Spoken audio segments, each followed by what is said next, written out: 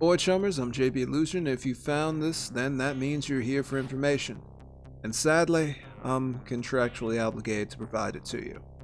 If you by some manner were not invited, worked for a corp, or soldier linked to someone else, Legion will take care of you.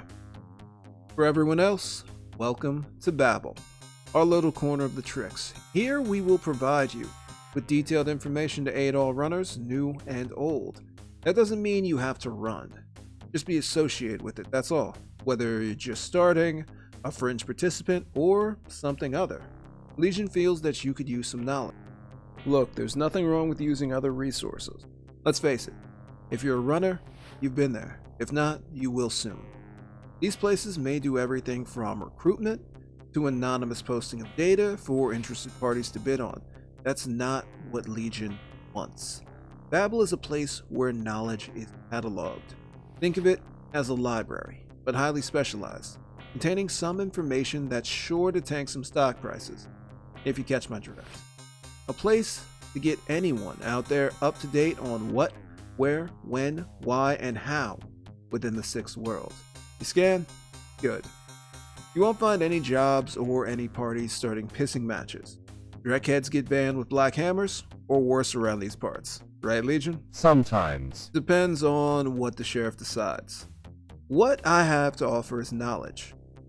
Detailed accounts of everything from the Awakening, AAA Corps, and even info on certain runners. Now, hold on. Don't worry, we're not fingering you for anything. What's cataloged here stays here. Despite wanting to frag whoever knocked over the Stuffer's Shack on Main with a minigun, that would be petty, and not what we do around here.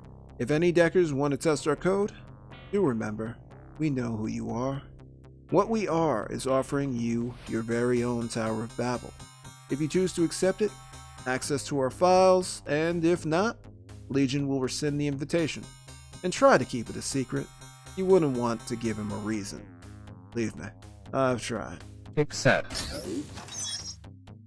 Welcome to Babel, chummer. Information indicates a street samurai, someone who sticks to their own code or has more cyberware than brains. Welcome. And attached is a link to a file we believe you would like to view. If not, null sheen, and enjoy your time here. File, Prime Runner Hatchetman. Born where most street Sammies start, the gutter.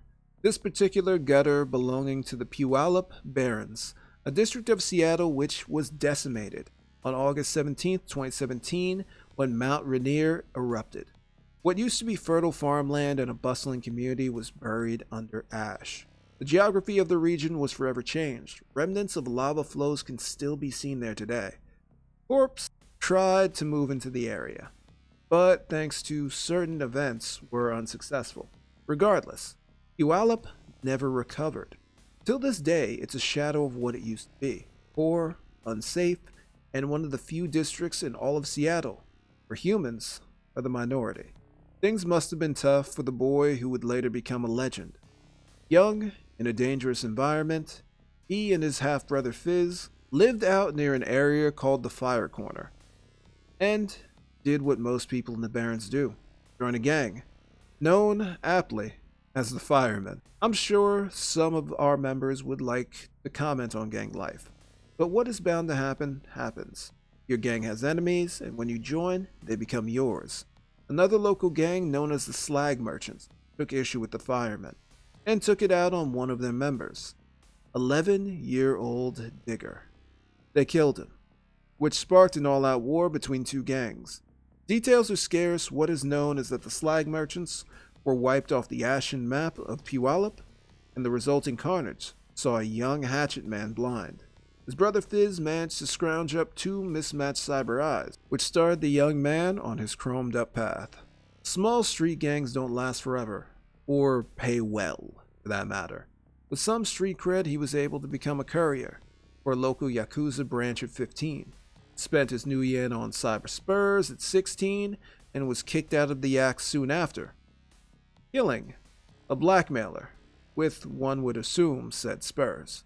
Despite handling the situation, the Yakuza were not fans of his willingness to act without seeking permission. Not only was he kicked out, but they placed a brand on his left hand so everyone would know who he had worked for and that he had been excommunicated. So, Hatchetman did what every sensible person would do.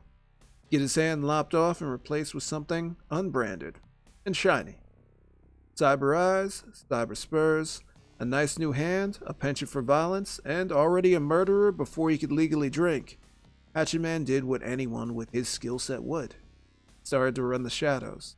Little is known about his early days. At some point, that left arm was fully replaced, and he made a name for himself, doing what only his crew and a few professional friends like Fast Jack might know.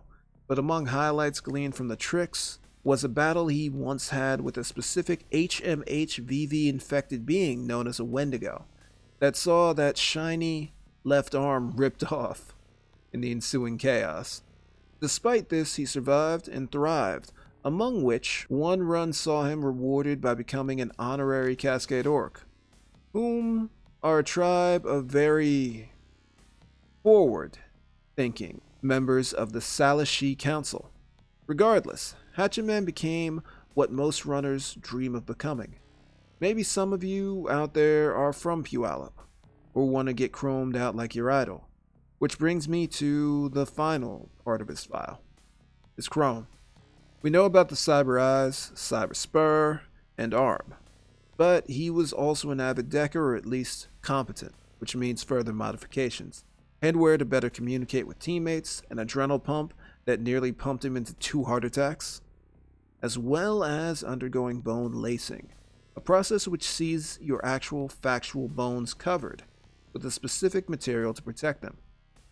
His was a layer of plastic back in 2052, but most only care about one upgrade: wired reflexes.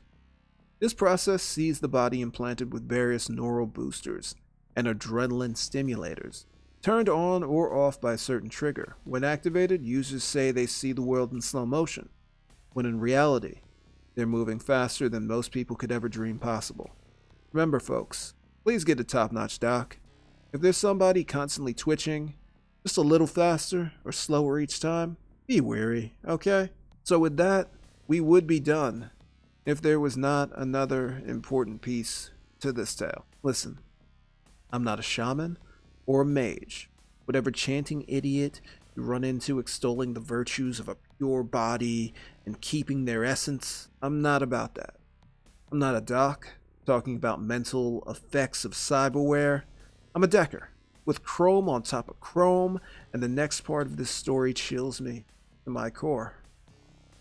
Well respected, powerful, and well off. Despite this, Hatchetman couldn't pull out of the game, or it took him out. Eventually, you reach a limit. After a run went bad, Hatchetman did. They couldn't fix him. Well, at least regularly. They could for a price I don't know if anyone's willing to pay. Well, at least Hatchetman was. No one knows who did it, just that there were anonymous files sent to Shadowland detailing what happens. Soul, or whatever, can't take that much wear. Hatchet was turned into what is known as a cyber zombie. Somebody that shouldn't be alive, but tech and new magic are keeping him together. Keeping him here. We'll get to those files in later uploads. Just remember that there's an expiration date on this, chummers. And one day Chrome can't save you. File closed. Remember, watch your back, shoot straight, and never make a deal with the dragon.